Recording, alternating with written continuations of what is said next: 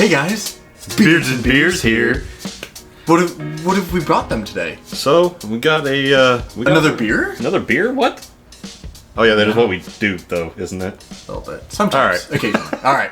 Tell us about this beer. All right, so we've got a interesting one. I've only ever had one other of this style of beer, so it's the El Cuero White Stout by Lone Pint Brewery here in Magnolia, Texas. It's a white stout, coming in at 8.2% alcohol by volume. That's not super high for like a white stout. Like the last white stout I saw was, I think it was over 10.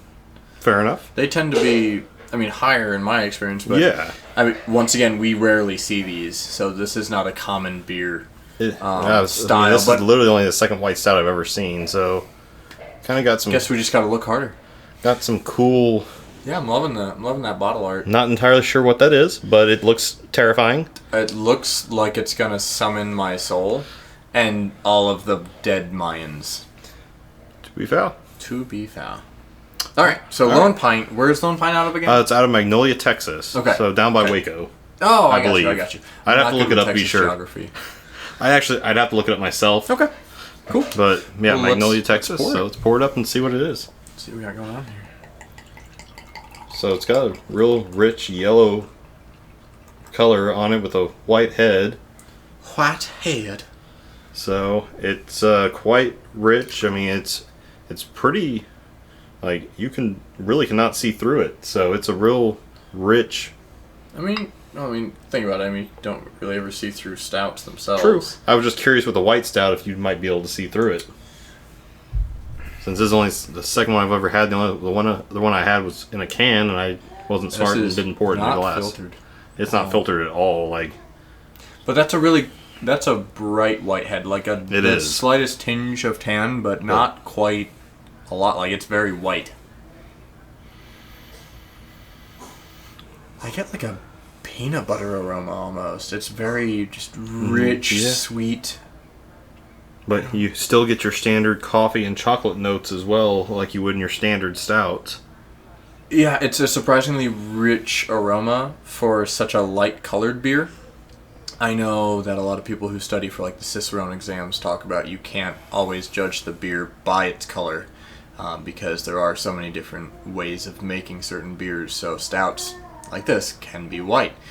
There are black lagers. There are just, a lot of color variations in beer. So you really have to focus and hone in on your sense of smell and taste and mouthfeel to be able to get, figure out what's what. So this is a perfect example of that. So let's taste this bad boy. I'm excited. Me too. You just can't see it because it's below the camera.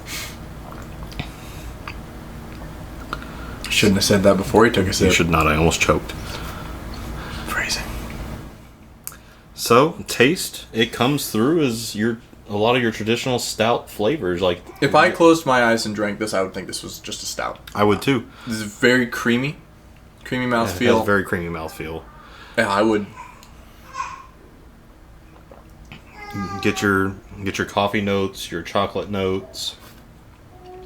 Yeah. There's something I can't quite put my finger on the tail end of the taste. There's like some dryness. There is.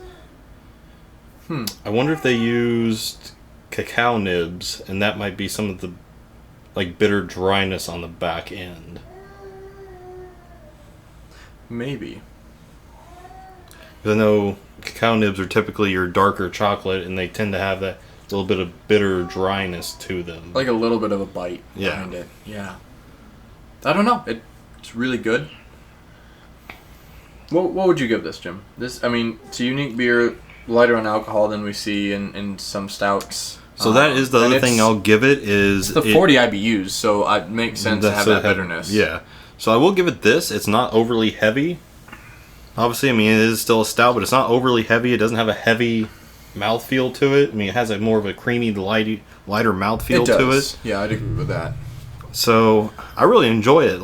Obviously, you don't want to be pounding these back at 8.2%, but this is something I could sit here and sip on while I'm watching football on Sunday. And end of the night, I'm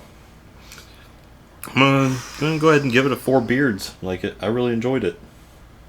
I'm torn between 3 and 4, just because I do enjoy the beer. I just don't always enjoy the sweetness of a beer. That's fair. And it does counter out with the bitterness as well. Yeah, I'll give it a 4. I'll give this one a 4. So no, it's good. They did a great job. Definitely has like sort of that Mexican vibe to it. Like a cerveza vibe. It's got almost, you know what? Maybe it's like a Mexican chocolate, like a Mexican cacao. Yeah. Yeah, cacao because the nibs. cacao nibs come from South America, so Oh. that would make sense. I'll stop being dumb now. I'm just gonna shut up. You can run the rest of the show. I'll see. I mean, no. Lone Pint did a great job with this one. Like, Yeah. it really came through. It was a very enjoyable. interesting beer. Like, really enjoyed it being a little bit lighter than your standard stouts. Wasn't overly aggressive. It was not, so I really enjoyed it. Cool. So, 4 beards for you guys. Keep up the good work. And on that note, beards and beers out.